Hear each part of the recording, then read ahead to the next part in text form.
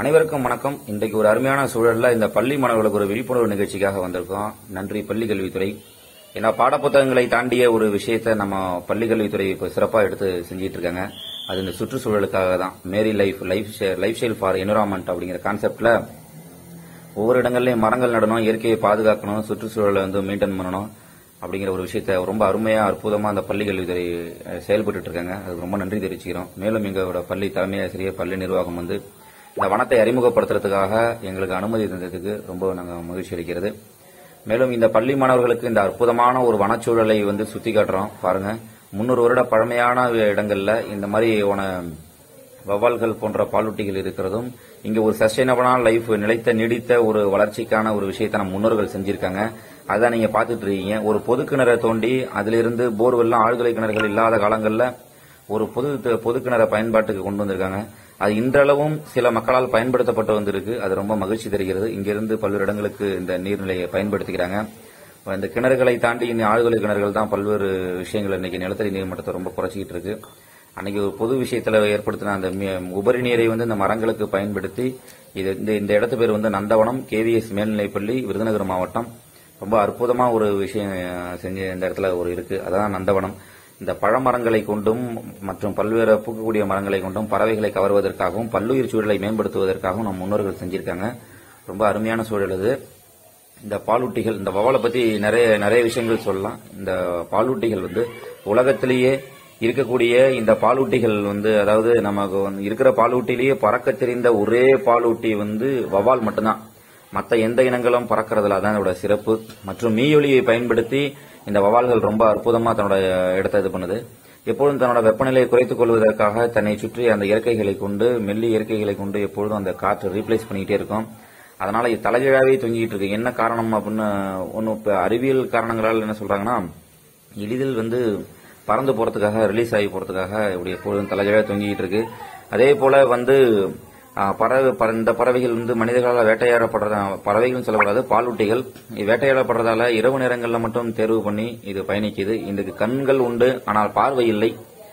இருந்த போதிலும் மீயொலியை பயன்படுத்தி குறிப்பிட்ட திசையில தன்னோட ஒரு ஒளியை ஏற்படுத்தி அது போய் மோதி திரும்பி வரதன் மூலியமாக அங்க ஏதோ ஒரு தடை இருக்கு, அந்த தடையை தாண்டி மறுபடியும் நம்ம மோதிடக்கூடாது அப்படிங்கிறதுக்காக அந்த மீயொலியை பயன்படுத்தி இயற்கை ஒரு நுட்பமான தொழில்நுட்பத்தை இதற்கு கொடுத்திருக்கிறது. ஒவ்வொரு வாழ்வியலிலும் ஒவ்வொரு விலங்குகளிலுமிருந்தும் நம்ம கற்றுக்கொள்ள வேண்டிய விஷயங்கள் நிறைய இருக்கு மனிதர்களுக்கு.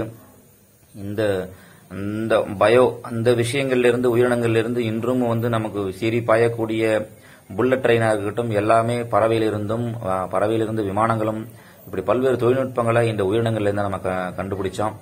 ஆகவே இந்த மரங்களில் உள்ள இந்த பாலூட்டிகளை அறிமுகப்படுத்துவதிலும், இந்த மேல பாருங்களா, இந்த ஒவ்வொரு கிளைகளும் ஒண்ணுக்கு ஒண்ணு ஓட்டாது. இவர் கிரவுன் ஷைன் அப்படின்னு சொல்லுவாங்க. மரங்கள் ஒன்றுக்கொன்று மோதிக்கொள்வதில்லை, மரங்கள் மனிதர்களைப் போது சண்டை போட்டுக் கொள்வதில்லை, மரங்கள் ஒன்றுக்கொன்று விலகிக் கொள்ளும். இப்படி ஒரு அற்புதமான வாழ்வியலை இந்த மாணவர்களுக்கும் பள்ளி மாணவர்களுக்கும் கொண்டு செல்வதில் ரொம்ப நாங்கள் மகிழ்ச்சி அடைகிறோம். தேசிய பசுமைப்படை மற்றும் சுற்றுச்சூழல் மன்றம் சார்பாக இந்த விஷயத்தை நாங்கள் அற்புதமா செஞ்சிருக்கோம். இதை தொடர்ந்து பல்வேறு பள்ளிகளுக்கும் பல்வேறு வகுப்பு மாணவர்களுக்கும் தொடர்ந்து இதை அறிமுகப்படுத்துவதில் தேசிய பசுமைப்படை மற்றும் சுற்றுச்சூழல் மன்றம் பெருமை கொள்கிறது.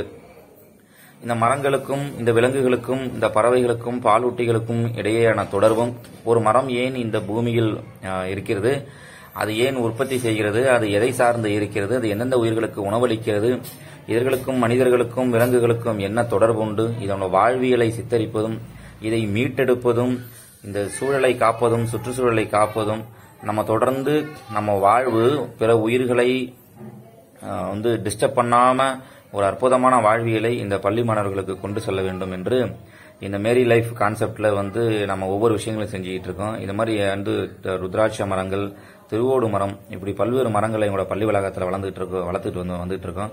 இந்த நந்தவனத்தில் இன்றைக்கு பார்த்ததுல எங்களுக்கு ரொம்ப மகிழ்ச்சி. தொடர்ந்து KVS மேனேஜிங் போர்டு மற்றும் பள்ளி தலைமை ஆசிரியர், பள்ளி கல்வித்துறை அனைவருக்கும் நன்றி தெரிவித்துக்கிறோம். நாங்கள் இந்த பள்ளிக்காகவும் இந்த சுற்றுச்சூழலுக்காகவும் தொடர்ந்து இந்த மரநாடும் செயல்களையும் சூழல் காக்கும் செயல்களையும் தொடர்ந்து செய்து கொண்டிருப்போம் என்று இந்த நேரத்தில் ஒரு உறுதி கொண்டு உங்களிடம் விடைபெறுகிறோம்.